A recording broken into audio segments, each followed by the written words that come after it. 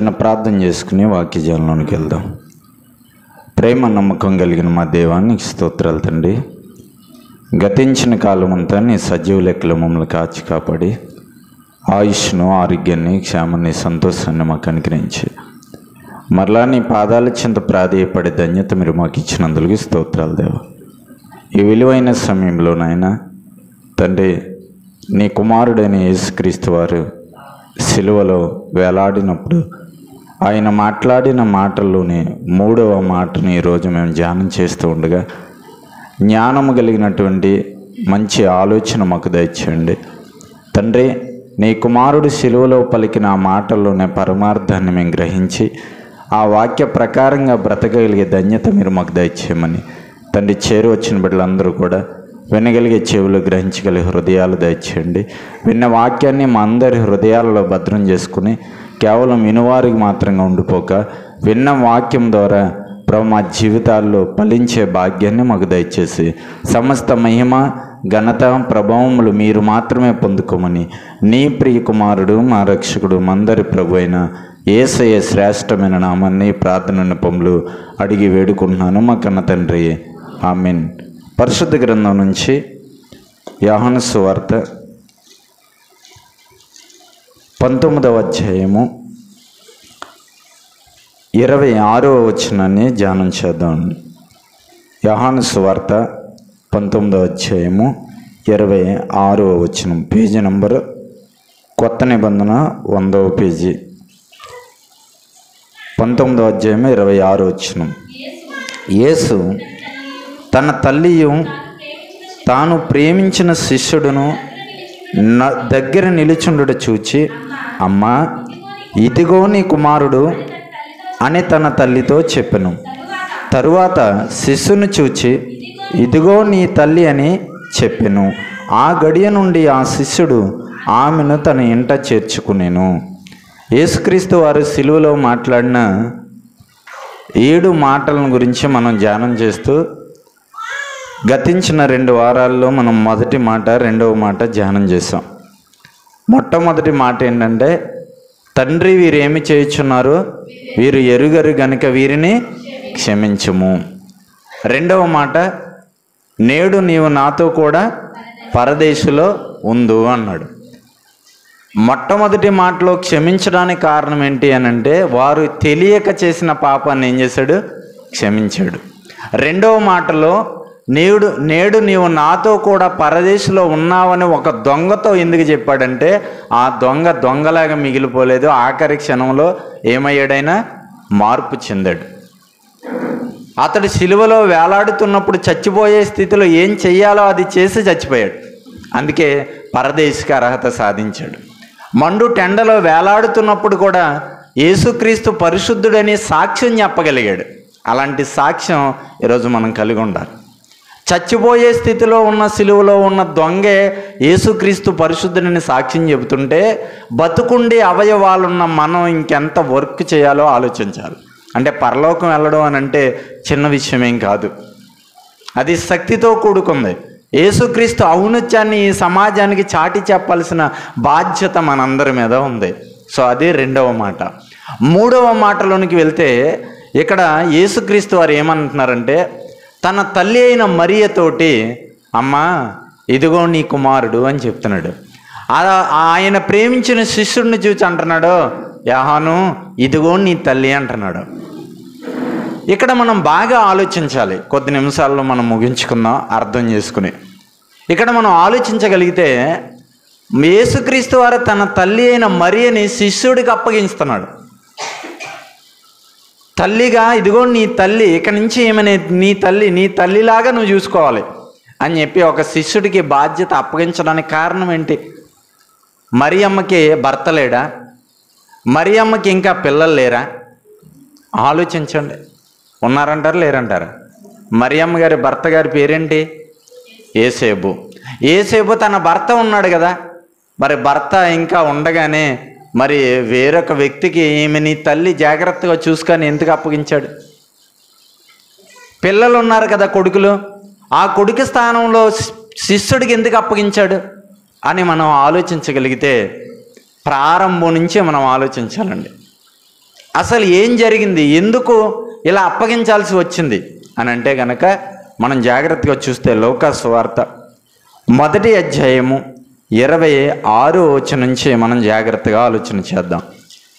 లూకాసు వార్త 1వ అధ్యాయము 26వ వచనం.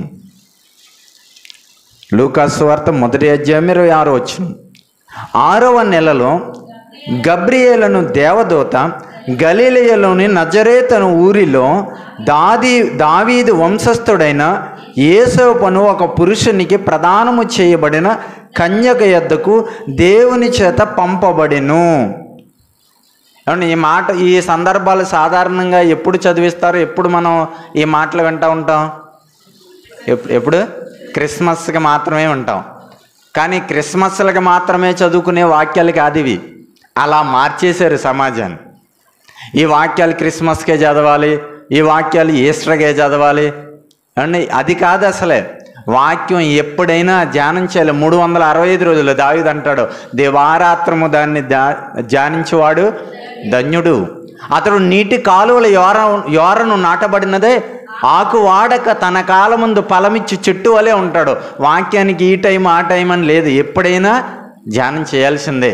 ఎప్పుడైతే అలా ధ్యానం చేస్తారో వాళ్ళు ఎలా ఉంటారంట, నీటి కాలువల యోరను నాటబడిన ఒక చెట్టు ఎలా ఫలిస్తుందో క్రైస్తవుడు కూడా అలా ఫలిస్తాడు. వాక్యం లేని క్రైస్తవుడు ఫలించలేడు. సో అందుకే వాక్యం ఏమంటుందంటే, సో ఈ వాక్యం క్రిస్మస్ దినాల్లోనే చదువుకునేది కాదు, ఇది నిరంతరం ధ్యానం చేయాలి. ఇప్పుడు మనకు అర్థం అవడానికి ఇక్కడికి వచ్చాం. ఏం జరుగుతుంది ఇక్కడ అంటే, ఒక దేవదూత మరియమ్మ దగ్గరికి వచ్చిందండి. అప్పటికే మరియమ్మ గారికి ఏమైందంటే ఆల్రెడీ ఒక పురుషుడితో ప్రదానము చేయబడ్డాడు. అంటే ఎంగేజ్మెంట్, లేదా ఇంకొక భాషలో చెప్పాలంటే ఏమంటారు, నిశ్చితార్థం. ఇది జరిగింది అని అంటే ఆల్మోస్ట్ పెళ్ళి అయిపోయినట్టే. సో అలాంటి సందర్భం జరిగింది. మరియమ్మకి యేసోబు గారికి నిశ్చితార్థం జరిగింది, ప్రదానం జరిగిందంటే ఆల్మోస్ట్ పెళ్ళి అయిపోయింది. సో ఇలాంటి టైంలో దేవదూత వచ్చి మరియమ్మ గారితో మాట్లాడుతుంది. ఏమని మాట్లాడుతుంది చూద్దాం.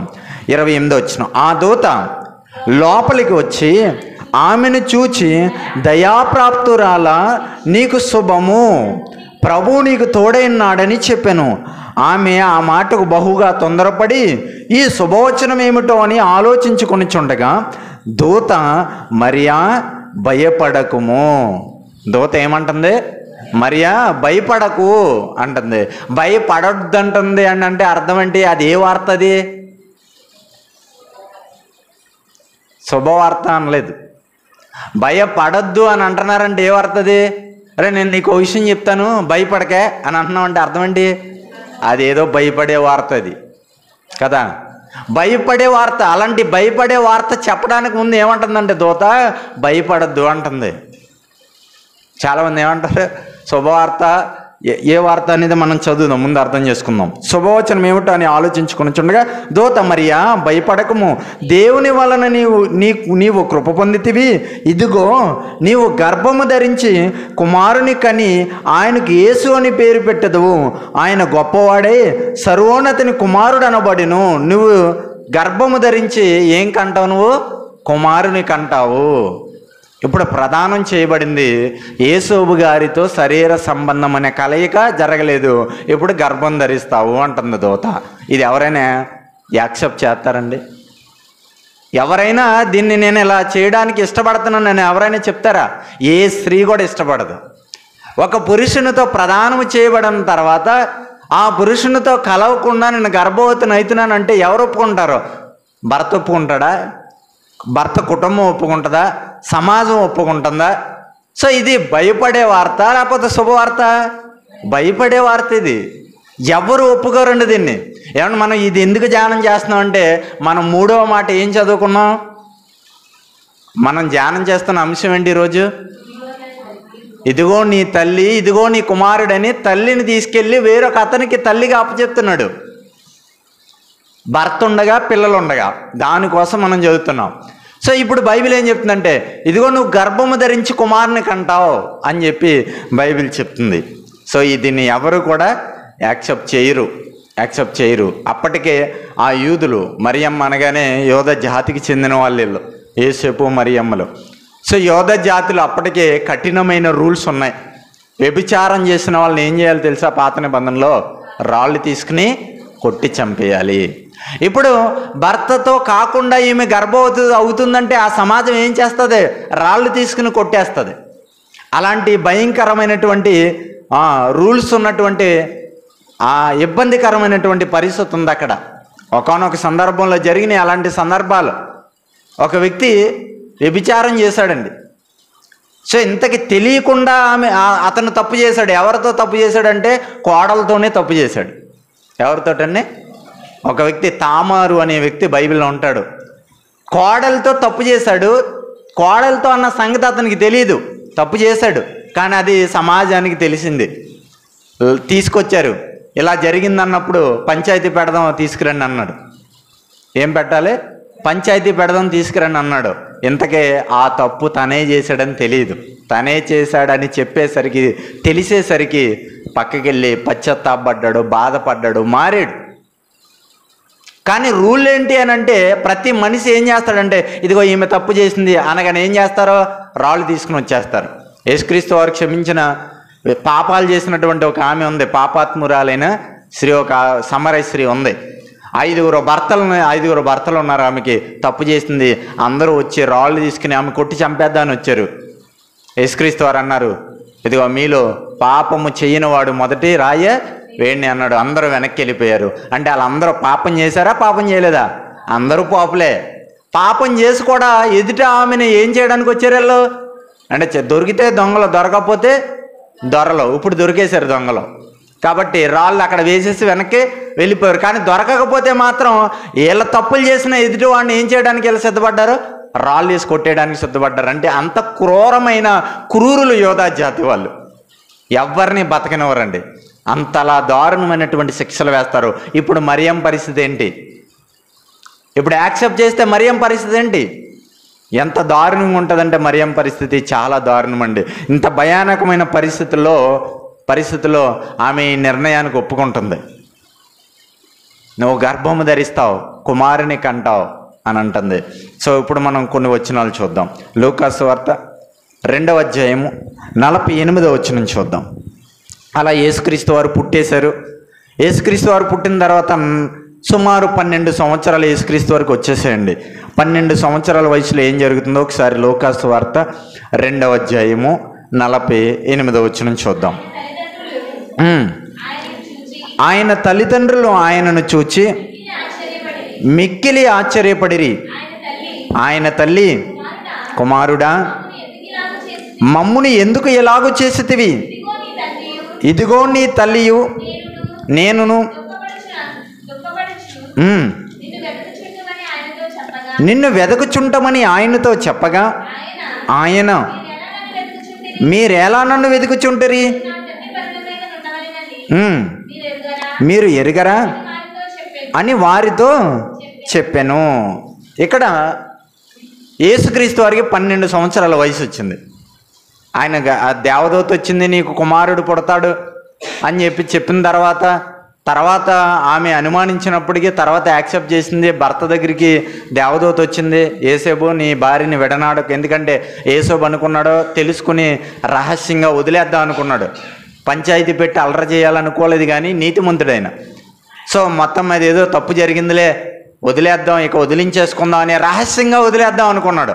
అప్పుడు దేవదూత వచ్చి ఆయన కనబడి, యేసేపు జరిగిన సంగతి ఇది, నువ్వేం కంగారు పడకు, నీ భార్యని చేర్చుకో అని చెప్పిన తర్వాత చేర్చుకున్నాడు. బిడ్డ పుట్టాడు, పెరిగాడు. ఆయనకి యేసు అని పేరు పెట్టారు. 12 సంవత్సరాల వయసు వచ్చిందండి. 12 సంవత్సరాల వయసులో మరియమ్మ యేసేపులు యేసుక్రీస్తు ఎక్కడున్నాడో కూడా తెలియనంత దూరం వెళ్ళిపోయారండి. ఒక దిన ప్రయాణం అంత దూరం 12 సంవత్సరాల వయసు ఉన్న వాడిని వదిలేసి వెళ్ళిపోయారు. వెళ్ళిపోయిన తర్వాత ఒక దిన ప్రయాణం అంత దూరం వెళ్ళిపోయిన తర్వాత వీళ్ళిద్దరికి కూడా ఎవరు గుర్తుకొచ్చారండి? యేసుక్రీస్తు వారు గుర్తొచ్చారండి. అప్పుడు గుర్తుకొచ్చి అప్పటిదాకా అనుకున్నారు మన బంధువుల్లో ఎక్కడో చోట ఉంటాడులే అనుకున్నారు. కానీ ఎక్కడా కనబడకపోయేసరికి మొత్తం వెతికిన తర్వాత ఆయన ఒక చోట దొరికాడు. ఎక్కడంటే కొంతమంది పరిచయులు, శాస్త్రులు, పెద్దవారు కూర్చున్న చోట వాళ్ళతో పాటు ప్రశ్నిస్తున్నాడు, మాట్లాడుతున్నాడు. 12 ఏండ్ల వయసులో జ్ఞానం మాట్లాడుతున్నాడు. తండ్రి గురించి చెప్తున్నాడు. ఏ తండ్రి అంటే పరలోకపు తండ్రి గురించి మాట్లాడుతున్నాడు. అప్పుడు మరియమ్మ యేసేపులు వచ్చి అంటున్నారు, ఇదిగో యేసు, నువ్వు చేస్తున్న పని ఏంటి? నీ తండ్రి నేను నీ కోసం ఎంతగా వెతుకుతున్నామో తెలుసా? అసలు ఏంటి నువ్వు చేసిన పని అని అడుగుతుంటే అప్పుడు యేసుక్రీస్తు వారు అంటున్నారు చూడండి ఏమంటున్నారు, మీరు ఎలా నన్ను వెతుకుచున్నారు? 46 మళ్ళీ చూద్దాం. 3 దినములైన తర్వాత ఆయన దేవాలయంలో బోధకుల మధ్య కూర్చుండి వారి మాటలను ఆలకించు వారిని ప్రశ్నలు అడుగుచూ ఉండగా ఆయన మాటలు వినిన వారందరూ ఆయన ప్రజ్ఞకును ప్రత్యుత్తరములకును విస్మయముందురి. యేసుక్రీస్తు వారు మాట్లాడుతుంటే ఆ వింటున్న వాళ్ళందరికీ ఎలా ఉందో తెలుసా? ఆశ్చర్యపోతున్నారంటండి. వాళ్ళు ఏ వయసులో? 12 ఏండ్ల వయసులో మాట్లాడుతుంటే. చాలామంది చూడండి, చిన్నపిల్లలు మాట్లాడుతున్నారు అనుకోండి, అయ్యి బాబు వీడికి ఏం తెలివితేటలు రా బాబు అనుకుంటాం. సో అలాగే యేసుక్రీస్తు వారు 12 ఏండ్ల వయసుకి అద్భుతమైన విషయాలు మాట్లాడుతున్నారు. ఆయన అవి మాట్లాడుతుంటే వాళ్ళకి అనిపిస్తుంది, ఆశ్చర్యపోతున్నారు. అప్పుడు మరియమ్మ యేసేపు వచ్చినప్పుడు ఏమంటున్నారు చూడండి, ఆయన వారి మాటలు వినిన వారందరూ ఆయన ప్రజ్ఞకును ప్రత్యుత్తరములకును విస్మయముందిరి. ఆయన తల్లిదండ్రులు ఆయనను చూచి మిక్కిలి ఆశ్చర్యపడిరి. ఆయన తల్లి, కుమారుడా, మమ్మల్ని ఎందుకు ఎలాగూ చేసితివి? ఇదిగో నీ తండ్రి నేను దుఃఖపడుచు నిన్ను వెతుకుచుంటుమని ఆయనతో చెప్పగా ఆయన అంటున్నాడు, మీరేలా నన్ను వెతుకుచుంటురి? నేను నా తండ్రి పనుల మీద ఉండవలనని మీరు ఎరుగరా? ఎవరి పనుల మీద ఉన్నాను నేను? మరి ఇక్కడ ఉన్నది ఎవరు? సో ఆ టైంలో మనం ఆలోచించాలి. ఆ టైంలో అక్కడ మహా మేధావులందరూ కూర్చుని ఉండగా యేసుక్రీస్తు వారు వాళ్ళతో మాట్లాడుతూ ఉండగా తల్లి వచ్చి అంటుంది, నీ తండ్రి చూడు ఎంత బాధపడుతున్నాడో, నేను ఎంత బాధపడుతున్నాను, ఏంటి నువ్వు చేసిన పని అంటే ఈయనేమంటాడో తెలుసా? మీరెందుకు నన్ను వెతుకుతున్నారు? నేను నా తండ్రి పనుల మీద ఉన్నాను అంటే ఇప్పుడు ఇక్కడ కూర్చున్న వాళ్ళందరూ ఏమంటారు చూడండి. అసలే ఇప్పుడు జరిగిన పరిస్థితి ఏంటి? యేసుక్రీస్తు వారు ఎవరికి పుట్టాడు? తండ్రికి పుట్టలేదు. తల్లికి పుట్టినవాడే కానీ తండ్రికి పుట్టినవాడు కాదు. ఇప్పుడు ఈ నింద ఆల్రెడీ భరిస్తున్నారు, సమాజం వాళ్ళు చూస్తున్నారు. దాన్ని రుజువు చేసే విధంగా ఇప్పుడు యేసుక్రీస్తు వారు ఏం మాట్లాడారు? నేను నా తండ్రి పనుల మీద ఉన్నానని మీరు ఎరుగరా అన్నప్పుడు వీళ్ళందరూ ఏం మాట్లాడతారో? సాధారణంగా మానవ సైకాలజీని బట్టి ఆలోచిస్తే, ఇది నేను చెప్పాను కదా, ఈయన ఎవరికి పుట్టినోడు కాదు, యేసోబు గారికి పుట్టినవాడు కాదు. సో అలాంటప్పుడు ఎంత బాధ తల్లిదండ్రులకి. మరియమ్మకి ఎంత బాధ అండి. ఇది శుభవచనమా అనుకోవాలా? ఇప్పుడు ఇది వరమని భావించాలా? ఇది బాధగా భావించాలా? చెప్పండి. ఎంత బాధ అండి. అప్పుడు యేసోబుకి మరియమ్మ మీద ఎలా ఉంటుంది చెప్పండి? కోపం వస్తుందా రాదా? యేసేపుకి యేసుక్రీస్తు వారి తర్వాత మరియమ్మ యేసేపులకి పిల్లలు పుట్టారు 4. వాళ్ళకి బాధ ఉంటుందా ఉండదా? వాళ్ళకి కోపం వస్తుందా రాదా? ఎవరి మీద కోపం వస్తుందో చెప్పండి. ఇప్పుడు కరెక్ట్గా చెప్పండి, ఎవరి మీద కోపం వస్తుంది? మరియమ్మ మీద వస్తుంది కోపం. మరియమ్మ మీద రగిలిపోతూ ఉంటుంది వీళ్ళకి. ఎంత బాధ అనుకున్నారో, ఎంత వేదన అనుకున్నారో. సో అది యేసుక్రీస్తు వారు ముందుగానే దేవుడు దూత ద్వారా ముందుగానే చెప్పించాడండి. చూడండి మళ్ళీ ఏం చెప్పించాడు. ఆయన పుట్టక ముందు ఏమేం మాట్లాడించాడు? లూకాసు వార్త 2వ అధ్యాయము 33వ వచనం. లూకాసు వార్త 2వ అధ్యాయము 33వ వచనం చదువుదామండి.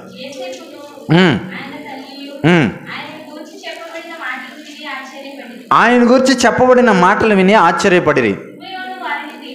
సిమెయోను వారిని దీవించి, ఇదిగో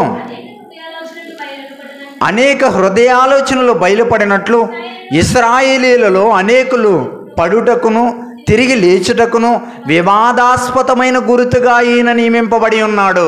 ఈయన ఎలా ఉన్నాడు? ఈయన పుట్టినప్పుడు చర్చికి వెళ్ళినప్పుడు, దేవాలయానికి వెళ్ళినప్పుడు సిమెయోను ద్వారా దేవుడు మాట్లాడిస్తున్న మాటలో ఈ పుట్టిన బిడ్డ యేసు అని ఈ బిడ్డ ఎలా ఉంటాడంటే వివాదాస్పదమైన గుర్తుగా ఉంటాడు, వివాదాలకి కారకుడిగా ఉంటాడు. ఈయన ద్వారా ఇంకేం జరుగుతుందంటే చూడండి ఏమంటున్నాడు. ఇశ్రాయేలులో అనేకులు పడుటకును తిరిగి లేచుటకును వివాదాస్పదమైన గుర్తుగా ఈయన నియమింపబడి ఉన్నాడు. మరియు నీ హృదయములోనికి ఒక ఖడ్గము దూసుకుని పోవును అని ఆయన తల్లి అయిన మరియతో చెప్పాను. మరియ హృదయంలోనికి ఏం దూసుకుపోద్ది అంటండి? ఒక ఖడ్గము దూసుకుపోద్ది. కత్తిపోటు వంటి మాటలు అంటారు చూడండి. ఏ మాటలు అవి? ఖడ్గం అంటే ఆమెని ఖడ్గాన్ని ఇచ్చుకుని పొడుతారని కాదు. మరియమ్మకు ముందుగానే వాగ్దానం వచ్చింది, ముందుగానే వాగ్దానం వచ్చింది. ఏమంటే ఇలాంటి వాగ్దానాలు ఎవరైనా స్వీకరిస్తారా? నీకు నష్టం జరుగుతుందంటే ఎవరైనా ఒప్పుకుంటారా? మీకు బాధలు కలిగితాయంటే ఎవరైనా ఒప్పుకుంటారా? మనకి ఏం వాగ్దానాలు కావాలి? మీరు దీవింపబడతారు, ఆశీర్వదింపబడతారు అంటేనే ఒప్పుకుంటారు. కానీ ఒక క్రైస్తవుడిగా బాధకైనా ఒప్పుకోవాలి, ఏమంటే సంతోషానికైనా ఒప్పుకోవాలి. అలా స్థిరపడాలి, అలా సిద్ధపడాలి ప్రతి క్రైస్తవుడు. ఈమె కూడా ముందుగానే మాట్లాడాడండి. యేసుక్రీస్తు వారు పుట్టారన్న ఆనందం కాదు, ఈయన ద్వారా వివాదాలు జరుగుతాయి. ఈయన ద్వారా నీ హృదయంలోనికి ఏం దూసుకుపోద్ది? ఖడ్గము దూసుకుపోద్ది. ఆ ఖడ్గము అంటే కత్తిపోటు మాటలు ఏంటో తెలుసా? ఇదే యేసుక్రీస్తు వారు ఏమంటున్నారు? నేను నా తండ్రి పనుల మీద ఉన్నానని మీరు ఎరగరా? నేను ఈ తండ్రి పనుల కోసం రాలా, ఈ లోకపు జీవితం కోసం రాలేదు. నేను ఆ తండ్రి పనుల మీద ఉన్నానని వచ్చాను. ఇవన్నీ వింటున్నారండి. దీని ద్వారా మరియమ్మకి ఎంత బాధ, సమాజం ద్వారా బాధ, భర్త ద్వారా బాధ, పిల్లల ద్వారా బాధ, భయంకరమైన బాధ అండి. బైబిల్లో ఒక ఆయన యెఫ్తా అనే ఒక ఆయన ఉంటాడు. చాలా గొప్ప భక్తుడండి, చాలా గొప్ప భక్తుడు. ఆయన తండ్రికే పుట్టాడు కానీ తల్లికి పుట్టలేదండి, వేరొక జాతికి చెందిన స్త్రీకి పుట్టాడు. ఇవన్నీ పొరపాట్లు, మిస్టేక్లు ఎక్కడో చోట జరుగుతూ ఉంటాయి. ఈ పొరపాట్లు, మిస్టేక్ల వల్ల పిల్లల్ని నిందించకూడదండి. ఎప్పుడు పుట్టిన పిల్లల్ని చాలామంది ఎగతాళి చేస్తూ ఉంటారు. రే ఈడు వీళ్ళ అమ్మ నాన్న సరైన వాళ్ళు కాదురా, సో అలాంటి వాళ్ళు ఇలాంటి వాళ్ళని, వాళ్ళని బట్టి పిల్లలను కూడా నిందించే వాళ్ళు ఉంటారు. కానీ ఆ పిల్లలు గొప్ప ప్రయోజకులు అవుతారండి, తెలుసండి. అలాంటి వాళ్ళు సమాజంలో చాలా గొప్ప స్థితికి వెళతారు. ఎందుకంటే వాళ్ళు ఎదుర్కొన్న అవమానాలు, ఇబ్బందులు, శోధనలు అవన్నీ వాళ్ళ భరిస్తూ నేను ఏదో ఒకటి సాధించాలి అని ఒక ఉన్నతమైన పొజిషన్కి వెళ్ళిపోతారు. అలాంటి వాడే యెఫ్తా అనేవాడు బైబిల్లో ఉన్నాడు. ఆయన విశ్వాస వీరుల జాబితాలో ఒక పేరు సంపాదించేసుకున్నాడు. పరలోకానికి వెళ్ళిపోయాడు ఆయన. కానీ ఆయన తండ్రి చేసిన తప్పుకి ఎంతో అవమానం పొందాడండి. ఆయన తండ్రి అన్యస్త్రీని వివాహం చేసుకోవడం వలన పుట్టిన వ్యక్తి ఈ బిడ్డ. కానీ తన భార్యకి పుట్టిన వాళ్ళు అన్నదమ్ములే ఆయన్ని నిందించారు, హేళన చేశారు, అవమానపరిచారు. నువ్వు మా అమ్మకు పుట్టినవాడే కాదని హేళన చేసి గెంటేశారు. కానీ వాళ్ళందరూ ఒకానొక రోజు ఈయన దగ్గరికి వచ్చి నువ్వు మా పక్షాన పోరాడాలన్నయ్య అని బతిమాలే రోజు వచ్చిందండి. అంత గొప్ప స్థితి. సో అలాంటి క్రూరత్వం కలిగిన వాళ్ళు. ఇప్పుడు ఇదే మనం ఆలోచిస్తే, అంటే యూదులలో ఉన్నటువంటి ఒక ఆచారం ఏంటంటే తప్పు చేస్తే రాళ్ళు ఇచ్చి కొట్టేస్తారు. ఒకవేళ వాళ్ళ నాన్న చేసిన పొరపాటుకి వేరే ఒకరికి పుట్టు ఉంటే కనుక అవమానిస్తారు, నిందిస్తారు. నువ్వు మా అన్నయ్య కాదు, నువ్వు వేరే వాళ్ళకి పుట్టావు, అలా చేస్తావు, ఇలా చేస్తావు అని వేదన పరిచేటువంటి, అవమానపరిచేటువంటి స్థితిగతులు ఉన్నటువంటి రోజులు అవి. అదే మనం ఆలోచిస్తే ఇప్పుడు యేసుక్రీస్తు వారు ఎన్ని కష్టాలు పడి ఉంటారో ఆలోచించండి. వాళ్ళ అన్నయ్యలు వాళ్ళ తమ్ముళ్ళు ఎంత బాధ పెట్టి ఉంటారో ఆలోచించండి. ఆయన్నే కదా వాళ్ళ అమ్మని ఎన్ని బాధలు పెట్టి ఉంటారో ఆలోచించండి. ఇన్ని అవమానాలు గుండా, ఇన్ని ఇబ్బందులు గుండా జరుగుతున్న పరిస్థితులు అండి ఇవి. ఒకానొక రోజు యేసుక్రీస్తు వారి యొక్క తమ్ముళ్ళు యేసుక్రీస్తుని ఏమన్నారో తెలుసా? మార్కు సువార్త 3వ అధ్యాయము 20వ వచనం. మార్కు సువార్త 3వ అధ్యాయము 20వ వచనం. అందరూ తీర్థం ముగించుకుందాం. ఇక మార్కు సువార్త 3వ అధ్యాయం 20వ వచనం.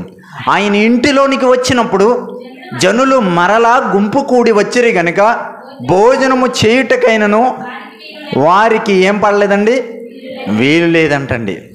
యేసుక్రీస్తు వారు అక్కడ ఉన్నారనేసరికి అందరూ వచ్చేసారు. ఎందుకంటే నేను చాలాసార్లు చెప్పాను, యేసుక్రీస్తు వారు బాగు చేయడం ఎలా ఉంటుందంటే, ఆయన స్వస్థపరచడం ఎలా ఉంటుందంటే, కట్లు వేయడాలు, వారం రోజులు రమ్మండాలు, 6 నెలలు డాక్టర్ లాగా ఇదిగో మీకు కట్టేస్తాను, ఇప్పుతాను, రాడ్లు వేస్తాను అన్నాడాలు ఏముండవు. ఆయన ముట్టుకుంటే ఏం కలుగుతుంది? స్వస్థత. ఆయన హస్తం వేసాడంటే మనిషి బాగైపోవాల్సిందే. విత్ ఇన్ సెకండ్లో మనిషి రోగాలు కనుమరుగైపోతాయి. వండర్స్ అండి అవన్నీ కూడా. కాళ్ళు లేని వాడికి కాళ్ళు ఇచ్చేస్తుంది, కన్ను లేని వాడికి కన్ను వచ్చేస్తుంది, వినికిడి లేని వాడికి వినికిడి వచ్చేస్తుంది. వెంటనే అద్భుతాలు. ఇలాంటి అద్భుతాలు చూసినప్పుడు ఖాళీ ఉండలేదండి, రద్దీగా ఉంటుంది ఆయన దగ్గర. ఆయన మాట్లాడితే ఆశ్చర్యం, ఆయన కార్యాలు చేస్తే ఆశ్చర్యం. అందుకనే ఖాళీ లేకుండా ఉందండి, తీరిక లేదు. ఆయనకి భోజనం చేయడానికి కూడా ఏం లేదంట, ఖాళీ లేదంటండి, తీరిక లేదంటండి. భోజనం మానేశాడు. ఇంకా వస్తున్న వాళ్ళ కోసం భోజనం మానేశాడు. భోజనం మానేసి కూర్చుంటే ఇప్పుడు వచ్చారండి ఎవరో తమ్ముళ్ళు. వచ్చేయమంటున్నారు చూద్దాం. ఆయన ఇంటి వారు సంగతి విని. ఏ సంగతి విన్నారు వాళ్ళు? ఏ సంగతి విన్నారు? పైన ఏం చెప్పాడు? ఆయన ఇంటి వారంటే ఎవరు? వాళ్ళ నాన్న కావచ్చు, వాళ్ళ అమ్మ, వాళ్ళ తమ్ముళ్ళు, వీళ్ళందరూ విన్నారంటండి. విని ఏం చేస్తున్నారండి? ఏం విన్నారు? ఖాళీ లేకుండా కూర్చున్నాడు అక్కడ ఆయన. భోజనం చేయడానికి కూడా ఏం లేదు ఆయనకి తీరిక లేకుండా ఆయన ఉంటే వీళ్ళు వచ్చి ఈ సంగతి వినంటే వీళ్ళు వచ్చి అన్నారంటే ఏమన్నారు, ఆయనకు మతి చలించి ఉన్నదని చెప్పి ఆయనకి ఏం చలించిపోయింది? ఎవరికి? యేసుక్రీస్తు వారికి ఏం పోయిందంట? మతి పోయిందా? అంటే మన భాషలో ఏం పోయింది? మన భాషలో ఏమంటారు? పిచ్చోడండి అంటున్నారు. ఎవరిని? యేసుక్రీస్తు వారిని పిచ్చోడు అంటున్నారు వాళ్ళు. ఎవరు? ఆయన ఇంటి వారు. ఎంత దారుణంగా ఉందో చూడండి. అంటే ఎంత బాధకు గురి చేస్తున్నారో చూడండి. కారణం ఏంటంటే పరిశుద్ధాత్మ వలన గర్భము ధరించడం దీనికి కారణం. అనుమానం వాళ్ళకి.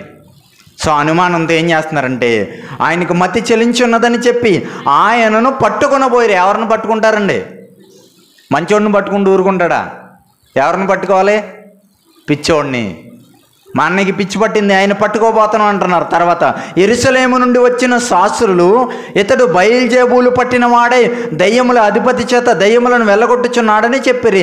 అంటే సొంత ఇంటి వారే యేసుక్రీస్తు వాడిని పిచ్చోడు అంటున్నారు, మతిపోయింది అంటున్నారు. ఎంత బాధ అండి ఆ విషయాలు విన్నప్పుడు. ఈయనకి బాధ, ఈయన కన్నా తల్లికి బాధే. ఒక తల్లి కడుపున పుట్టిన 4 బిడ్డల్లో 4 కొట్టుకు చేస్తున్నారనుకోండి, తల్లికి ఎలా ఉంటుంది?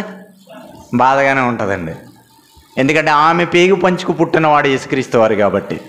ఎంత బాధ అనిపిస్తున్నాడండి, ఎంత దారుణం అండి. కీర్తనల గ్రంథంలో ఒక మాట ఉంటుంది. ముందుగానే యేసుక్రీస్తు వారి గురించి వ్రాయబడిన మాట 69వ కీర్తన 8వ వచనం. 69వ కీర్తన 8వ వచనం. నా సహోదరులకు నేను అన్యుడనైతిని, నా తల్లి కుమారులకు నేను పరుడనైతిని. నా సహోదరులకు నేను ఏమైపోయాను? అన్యుడినైపోయాను. ఇప్పుడు మతిపోయిందని చెప్పిన వాళ్ళు ఎవరు? సహోదరులే కదా. తర్వాత ఏమన్నాడు? నా తల్లి కుమారులకు నేను పరుడనైతిని. ఇప్పుడు వేధిస్తున్నది ఎవరు? నా తల్లి కుమారులే కదా. చూడండి ఎంత బాధ. ముందుగానే రాయబడ్డది 7వ అధ్యాయం 1వ వచనం. ఇదే సహోదరులు యేసుక్రీస్తు వారి పట్ల ప్రేమ చూపిస్తున్నారండి. అది ఎలాంటి ప్రేమ ఒకసారి చూడండి. యోహాను సువార్త 7వ అధ్యాయం 1వ వచనం. యోహాను సువార్త 7వ అధ్యాయము 1వ వచనం. అటు తరువాత యూదులు ఆయనను చంప వెదకినందున యేసు యోదయలో సంచరించనొల్లక గలిలయలో సంచరించుచుండును. ఏమంటే యూదులు ఏం చేస్తున్నారంటే యేసుక్రీస్తు వారిని ఏం చేయాలని చూస్తున్నారు? చంపేయాలని చూస్తున్నారు. చంపేయాలని చూస్తున్నారని చెప్పి ఆయన అక్కడ నుంచి పారిపోయి వేరే చోటకు వచ్చేసాడండి, గలిలయలోకి వచ్చేసాడు. అప్పుడేం జరుగుతుంది? 2వ వచనం. యూదుల పర్ణశాలల పండుగ సమీపించిన గనుక ఆయన సహోదరులు ఆయనను చూచి, నీవు చేయుచున్న క్రియలు నీ శిష్యులను చూచినట్లు ఈ స్థలము విడిచి యోదయకు వెళ్ళుము అంటున్నారండి. సహోదరులు ఏం చేస్తున్నారు?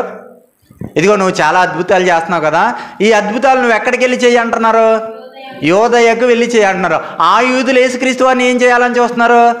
చంపేయాలని చూస్తున్నారు. బాగా అర్థం చేసుకోండి. యూదులు ఆయన్ని చంపేయాలని చూస్తున్నారని ఇక్కడికి వచ్చి ఆయన కార్యాలు చేస్తున్నాడు. సహోదరులు వచ్చి ఏం చేస్తున్నారు?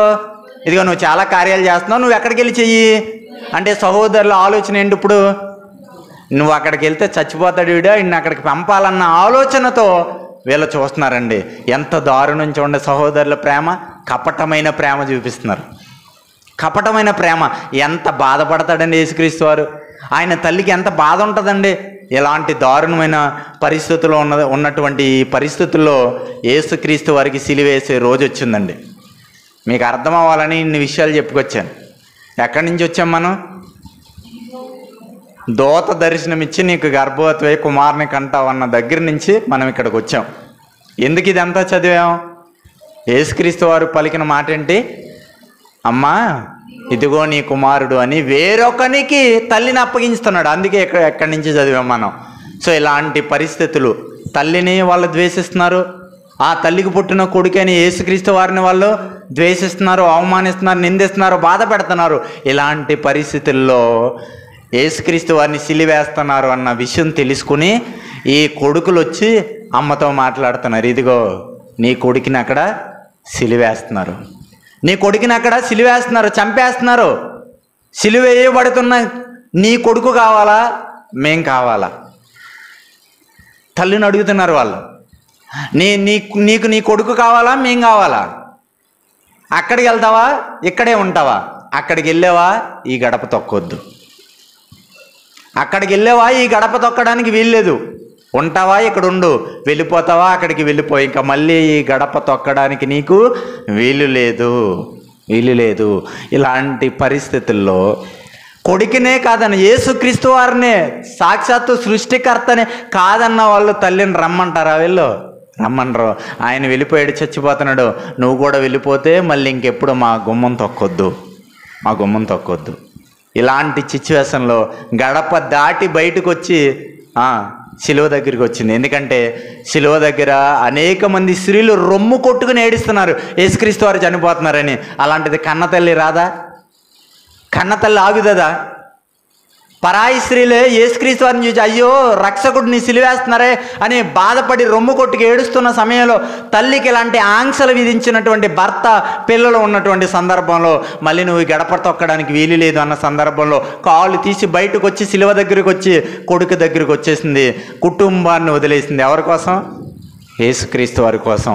ఇలాంటి టైంలో, ఇలాంటి సందర్భంలో యేసుక్రీస్తు వారు పలుకుతున్న మాట, ఇదిగో నా తల్లిని వాళ్ళకి గెంటేశారు, నా తల్లి నా దగ్గరికి వచ్చింది, నన్నే వద్దనుకున్నారు వాళ్ళు, ఇక ఈమెను మాత్రం కావాలనుకుంటారా? ఈమెకి కాస్త అన్నం కూడా పెట్టే పొజిషన్ అక్కడ ఉండదు, ఆ కుటుంబం ఈమెను ఆదరించదో, ఆ కుటుంబం ఈమెకి అన్నం కూడా పెట్టదు. కాబట్టి ఈమె గురించి నేను ఆలోచించాలని తల్లి కోసం చచ్చిపోయేటప్పుడు కూడా తల్లి కోసం ఆలోచించిన గొప్ప దేవుడు ఎవరైనా ఈ ప్రపంచంలో ఉన్నారంటే ఒకే ఒక్కడు, ఆయన యేసుక్రీస్తు వారు. ఈ సమాజంలో చాలామందికి తల్లికి అన్నం పెట్టాలంటే భార్యని అడిగి అన్నం పెట్టేవాళ్ళు ఉన్నారు ఈరోజు ఈ సమాజంలో.